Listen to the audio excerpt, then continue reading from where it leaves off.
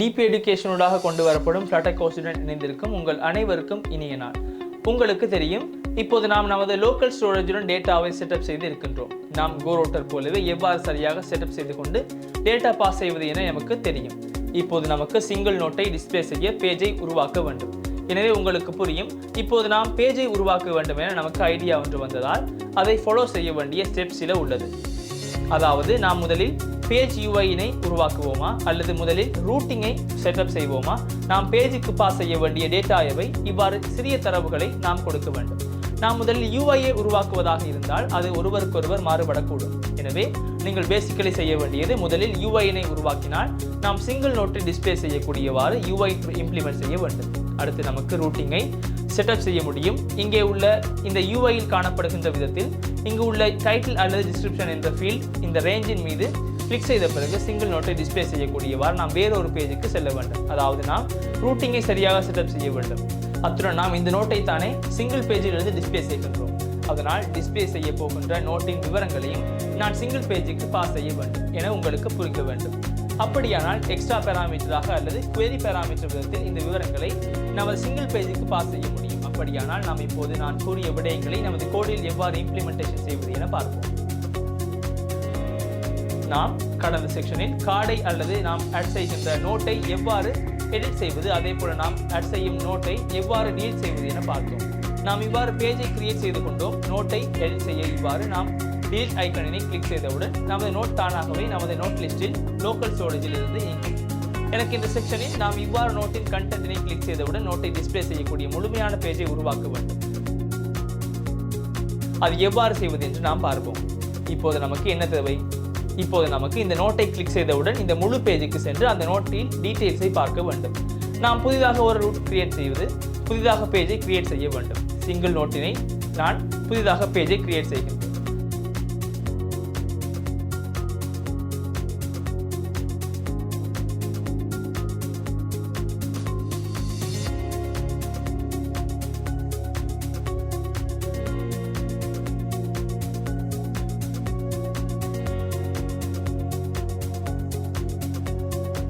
நான் இவ்வாறு பேஜஸ் டிரெக்டரிக்கு சென்று சிங்கிள் நோட் டாட் என்ற புதிய ஃபைலை ஆட் செய்கின்றேன்.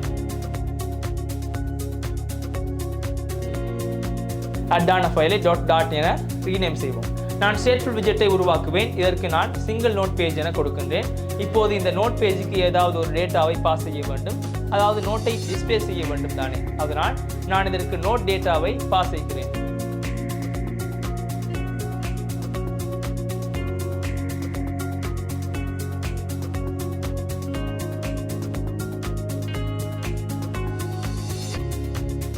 ஃபைனல் நோட் சரியாக இம்போர்ட் ஆனதா என இவ்வாறு மாடல்ஸ் ஃபோல்டரில் தான் சேர்ப்போம்.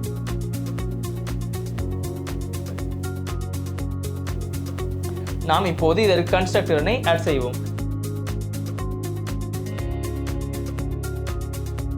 இப்போது நான் இதற்கு ஸ்கேஃபோல்டை கொடுக்கின்றேன், ஆப் பாரை கொடுப்போம். தற்போது நேவிகேட் ஆகியதா என பார்க்க மட்டுமே வேண்டும்.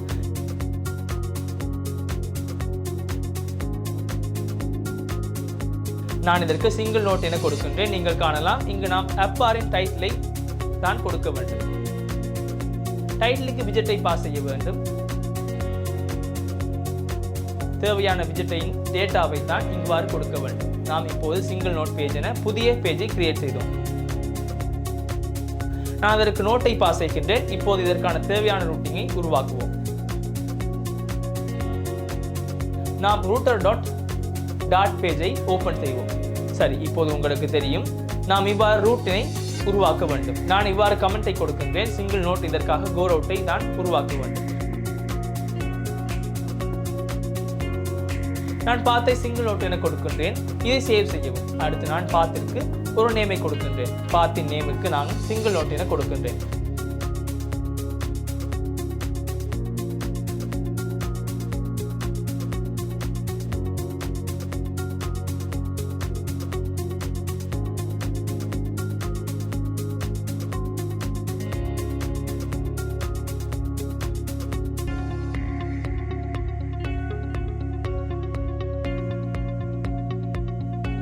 அடுத்து பில்டர் தேவை. உங்களுக்கு தெரியும், பில்டருக்கு பாஸ் செய்ய கண்டெக்ஸ்ட் மற்றும் ஸ்டேட் வேண்டும். கண்டெக்ஸ்ட் மற்றும் ஸ்டேட்டுடன் நான் முதலில் டேட்டாவை உருவாக்க வேண்டும். ஃபைனல் என நான் இதற்கு நோட்டை தான் பாஸ் செய்ய வேண்டும். உங்களுக்கு நினைவிருக்கும், நாம் இந்த விடயங்களை முன்பும் செய்திருந்தோம். ஸ்டேட்டில் எக்ஸ்ட்ரா என ப்ராப்பர்ட்டி ஒன்று இருக்கிறது. நான் இதை நோட் விதத்தில் பாஸ் செய்கின்றேன். சரி, இப்போது உங்களுக்கு இதை ரிட்டர்ன் செய்ய முடியும். நாம் உருவாக்கிய சிங்கிள் நோட் பேஜ் ஒன்று ஆகும். இந்த விடயங்கள் தான் நாம் செய்ய வேண்டும். இப்போது நான் சிங்கிள் நோட் பேஜை உருவாக்கி இருக்கின்றேன். நாம் நோட் பை கேட்டகரி பேஜுக்கு செல்ல வேண்டும். இப்போது எனக்கு நோட் கேட்டகரியை கிளிக் செய்து கொண்டால் சிங்கிள் நோட்ஸஸ் பேஜ் என்று செல்ல வேண்டும். அப்படியானால் நான் நோட் கேட்டகரி கார்டில் முழு கேட்டகரி கார்டையும் கெஸ்ட் டிடெக்டர் ஒன்றினால் ரப் செய்து கொண்டால் இங்கு ஒரு பிரச்சனை வரும். இங்கு பிரச்சனை என்னவென்றால், உங்களுக்கு இந்த எடிட் பட்டன் டிலீட் பட்டனை பிரஸ் செய்ய முடியாது. ஏனெனில் இந்த முழு பட்டனுக்கும் நான் நேரடியாக கெஸ்ட் டிடெக்டரை கொடுத்து நவிகேஷனை செட்டப் செய்ய போகிறேன். அதாவது இந்த முழு கார்டையும் நவிகேஷனை செட்டப் செய்தால் அந்த வேலை சரியாக நடக்காது. நாம் இவ்வாறு நோட் கார்டு உள்ளே சேர்க்கின்றேன்.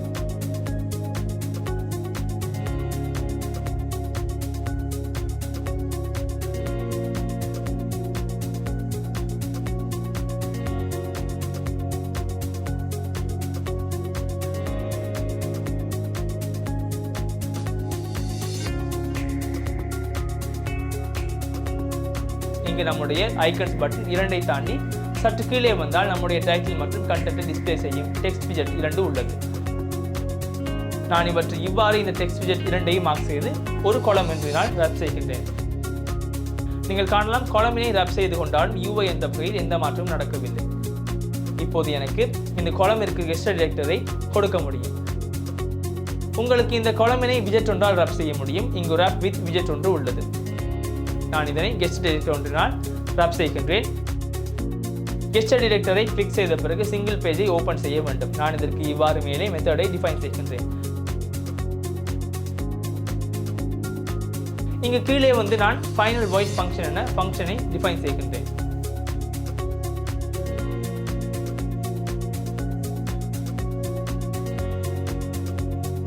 நான் இதற்கு வியூ சிங்கிள் நோட் என பெயரை கொடுக்கின்றேன்.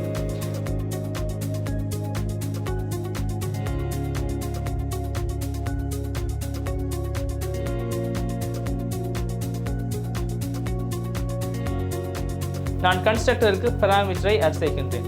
இங்கு உங்களுக்கு கன்ஸ்ட் மாடிஃபையரை கொடுக்க முடியும். இப்போது உங்களுக்கு நாம் ரப் செய்த கெஸ்ட் டிடெக்டருக்கு இந்த மெத்தடை பைண்ட் செய்ய முடியும்.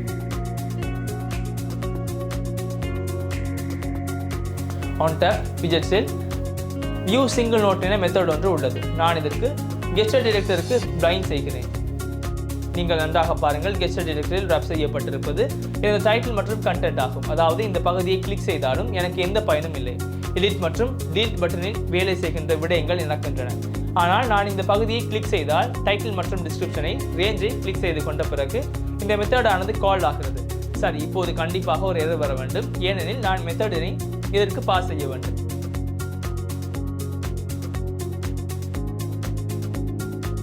நாம் இந்த இடத்தில் இருந்து சிங்கிள் வியூ நோட் ஒன்றினை மெத்தடாக பாஸ் செய்வோம். நான் தற்போது எம்டி மெத்தடை டிஃபைன் செய்கிறேன். இதற்கு நாம் நவிகேஷனை தான் செட்டப் செய்ய வேண்டும். இதை மிகவும் இலகுவாக நமக்கு செய்ய முடியும். சரி, நான் இதை இங்கிருந்து எழுதி செல்கிறேன். அது எனக்கு மிகவும் இலகுவாக இருக்கும்.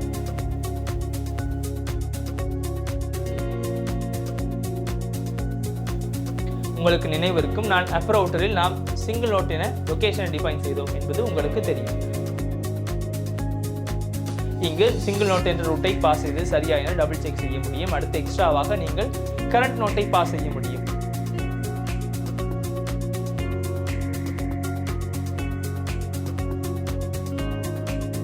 அப்படியானால் உங்களுக்கு நோட் லிஸ்டில் தற்போதைக்கு உள்ள இண்டெக்ஸை கொடுத்து இந்த நோட்டை இதற்கு பாஸ் செய்ய முடியும். இந்த விடயங்கள் மட்டுமே செய்ய வேண்டும்.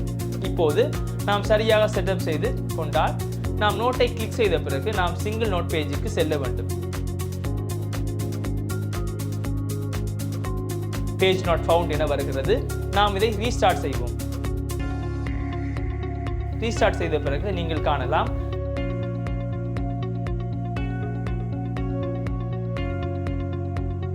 சிங்கிள் நோட் பேஜ் ஒன்று டிஸ்ப்ளே ஆகிறது. இப்போது நாம் இந்த நோட்டை சரியாக இந்த பேஜில் சரியாக டிஸ்ப்ளே செய்ய வேண்டும். இப்போது நாம் அதற்கு தொடர்புடைய UIயை டிசைன் செய்வோம். நான் இவ்வாறு சிங்கிள் நோட் பேஜை மட்டுமே வைத்துக்கொண்டு ஏனைய அனைத்தினையும் நீக்குகின்றேன். நீங்கள் காணலாம், நாம் நோட்டை பாஸ் செய்திருக்கின்றோம். நாம் ஆப் பாருக்கு செல்ல வேண்டும். ஆப் பாரில் நான் இவ்வாறு சிங்கிள் நோட் என்பதை நோட் என கொடுக்கின்றேன்.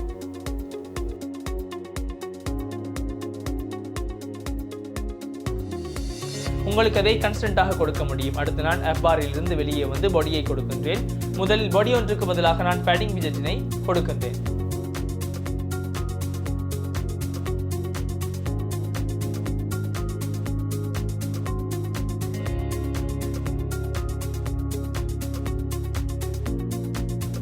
நான் அனைத்து டைரக்ஷனுக்கும் பேடிங் விஜெட்டை கொடுக்கின்றேன்.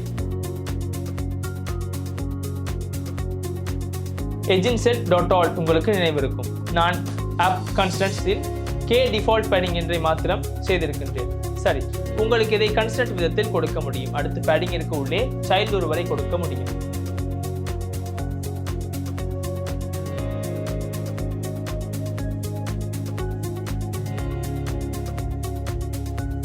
இங்கிருந்து வெளியே வந்து சைல்டு என்ற ப்ராப்பர்ட்டியை கொடுக்க முடியும். நான் சைல்டு விதத்தில் காலமை பாஸ் செய்கின்றேன்.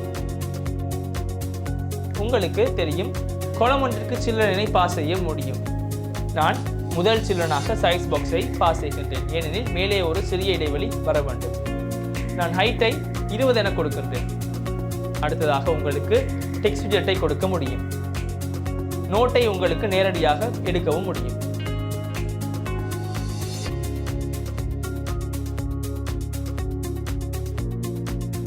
நான் இங்கு விஜெட்டை ஸ்டேட்ஃபுல்லாக டிஃபைன் செய்திருக்கின்றேன். எனக்கு இது ஸ்டேட்ஃபுல்லாக தேவையும் இல்லை. அவ்வாறு இருந்தாலும் பெரிய பிரச்சனையாகாது. நான் இங்கு நோட்டினை டைட்டிலை இதற்கு பைண்ட் செய்கிறேன். ஸ்டைல் விதத்தில் ஆப் டெக்ஸ்ட் ஸ்டைலிற்கு சென்று இங்கு ஆப் டைட்டில் என்ற ஸ்டைலை கொடுக்கின்றேன். அடுத்து நான் இங்கும் சைஸ் பாக்ஸ் ஒன்றை கொடுக்கின்றேன். இங்கு ஹைட்டை நான் 5 என்று கொடுக்கின்றேன்.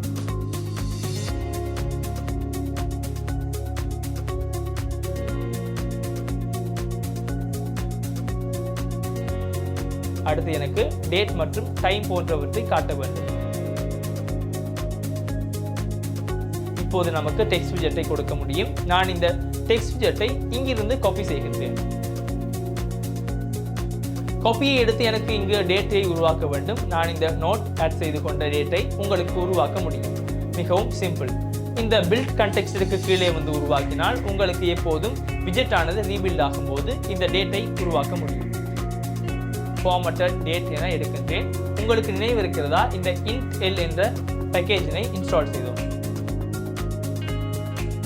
அதிலிருந்து நமக்கு மிகவும் இலகுவாக இந்த வேலையை செய்ய முடியும்.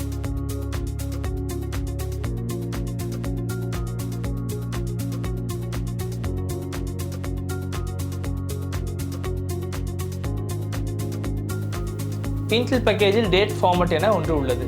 இங்கு நீங்கள் Intel பேக்கேஜை இம்போர்ட் செய்ய வேண்டும்.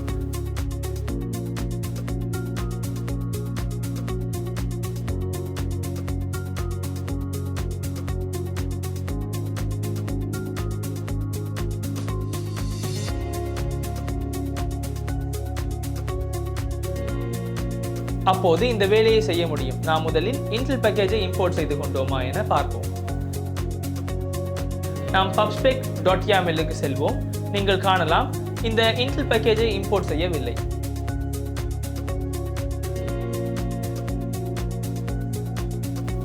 நாம் Intel பேக்கேஜை இன்ஸ்டால் செய்வோம். Intel என்றால் என்ன என நாம் முன்பு பேசினோம். இந்த பேக்கேஜை நாம் யூஸ் செய்தோம்.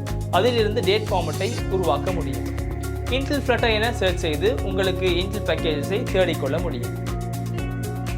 இங்கு இருக்கின்ற பேக்கேஜை தான் நாம் இந்த வேலைக்கு யூஸ் செய்து கொண்டோம். உங்களுக்கு இன்ஸ்டாலிங் என்ற இடத்திற்கு வந்து இங்கு flutterpub@intel என்ற கோடை காப்பி செய்ய முடியும். அடுத்து உங்களுக்கு டெர்மினலை ஓபன் செய்ய முடியும், வியூ டெர்மினல். அதன் பிறகு flutterpub@intel என்ற கோடை இங்கு பேஸ்ட் செய்ய முடியும். முன்பு நமக்கு சஜஷன் வரவில்லை, ஏனெனில் இந்த பேக்கேஜ் இன்ஸ்டால் ஆகவில்லை. இப்போது நாம் Intel பேக்கேஜை இன்ஸ்டால் செய்திருக்கின்றோம். இது அழகாக தெரிகிறது. இப்போது நமக்கு டேட் ஃபார்மட் என்பதை Intel-இலிருந்து இம்போர்ட் செய்ய வேண்டும். நீங்கள் காணலாம், இப்போது சஜஷன் காட்டுகிறது நான் ஃபைனல் ஃபார்மேட்டட் டேட் என இங்கு வேரியபிள் ஒன்றை உருவாக்கி கொள்கிறேன்.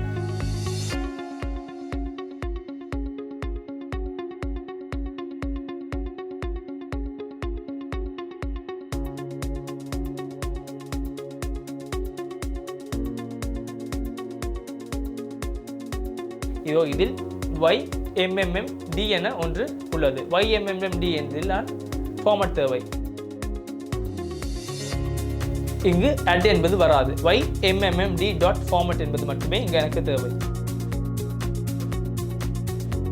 எனக்கு இந்த டேட் ஃபார்மட்டில் இருந்து எமக்கு எடுக்க முடியும். எதை ஃபார்மட் செய்ய வேண்டும்? உங்களுடைய விஜெட் கிளாஸில் நோட்டில் இருக்கின்ற டேட்டை தான் ஃபார்மட் செய்ய வேண்டும்.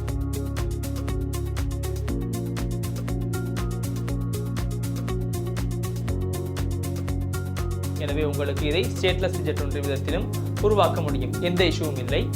இந்த ஸ்டேட்ஃபுல்லை நீக்கினால் உங்களுக்கு இதை ஸ்டேட்லெஸ் விஜெட்டாக கன்வெர்ட் செய்ய முடியும்.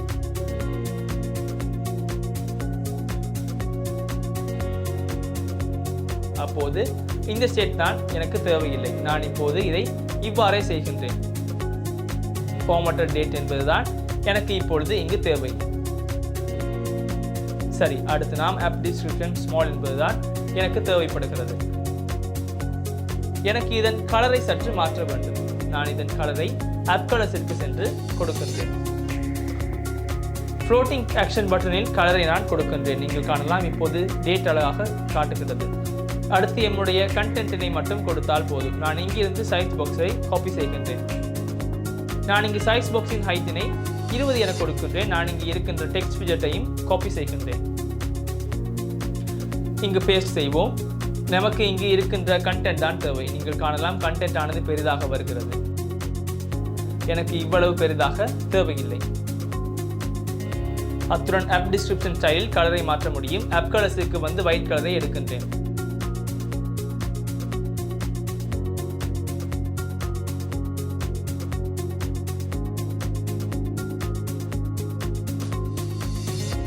எனக்கு இதன் ஒபாசிட்டி சற்று குறைக்க வேண்டும்.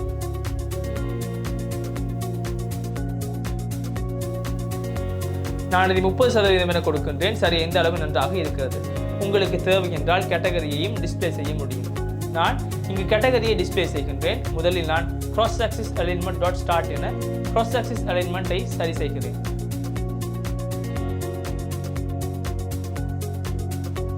சரி, இந்த அளவு நன்றாக இருக்கிறது. நாம் இங்கு இந்த டைட்டிலுக்கு கீழே கேட்டகரியை டிஸ்பிளே செய்வோம். உங்களுக்கு இந்த டெக்ஸ்ட் விஜெட்டில் காப்பியை எடுக்க முடியும். நான் இங்கு பேஸ்ட் செய்கின்றேன். உங்களுக்கு விஜெட் கிளாஸிற்கு செல்ல முடியும். விஜெட் கிளாஸில் உள்ள நோட்டின் கேட்டகரியை தான் நான் இங்கு காட்ட வேண்டும். நீங்கள் காணலாம் கேட்டகரி ஒன்று டிஸ்பிளே ஆகிறது. நாம் கேட்டகரியை சற்று பெரிதாக்குவோம். அதாவது எனக்கு இந்த ஸ்டைலிங்கை மாற்ற முடியும். நாம் பட்டன் போன்ற ஸ்டைலை எடுத்து பார்ப்போம். இந்த அளவு நன்றாக இருக்கிறது.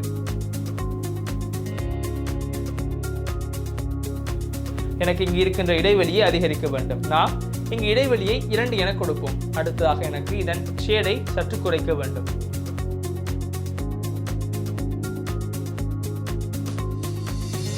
அதனால் உங்களுக்கு கேட்டகரி வரும் இடத்தில் காப்பி வித் என கலரை கொடுக்க முடியும். ஆப் கலர்ஸில் ஒயிட் கலரை எடுத்து ஒபாசிட்டியை சற்று குறைக்கவும்.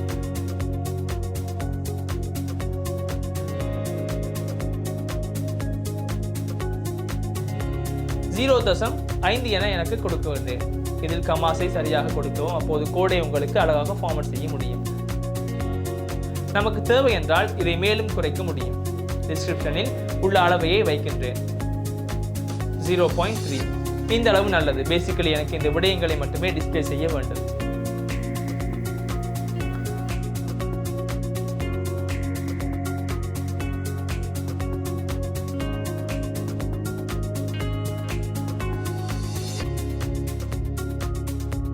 நாம் grocery லிஸ்டை பார்ப்போம். நீங்கள் காணலாம் டேட்டாவுக்கு ஏற்ப டிஸ்பிளே ஆவது மாறுகிறது.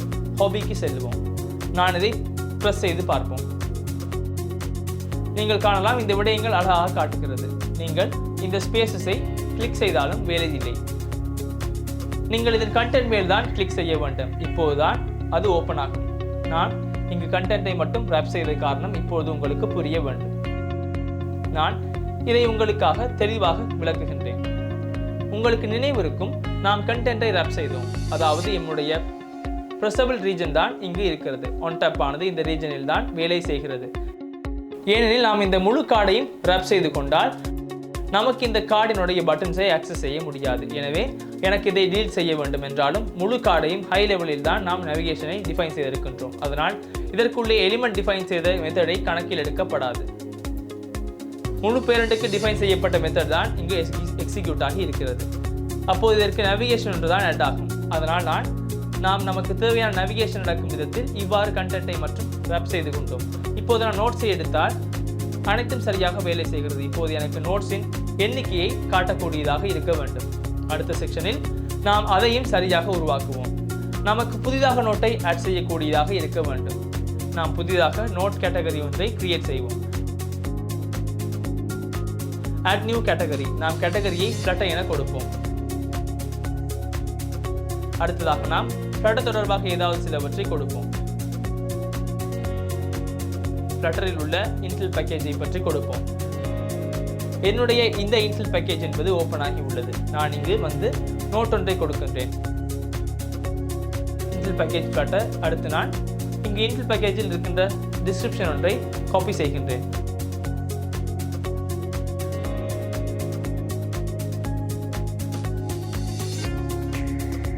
காப்பி செய்ததற்கு நாம் பேஸ்ட் செய்வோம். நான் இதை சேவ் செய்கின்றேன்.